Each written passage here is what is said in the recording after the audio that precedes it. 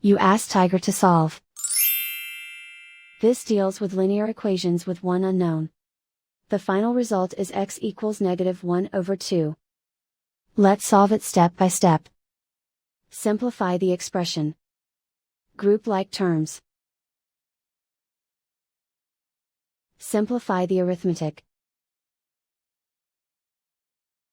Group all constants on the right side of the equation. Subtract 1 from both sides. Simplify the arithmetic.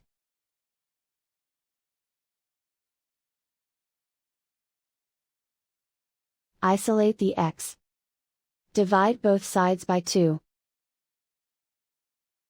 Simplify the fraction. And so the final result is x equals -1/2.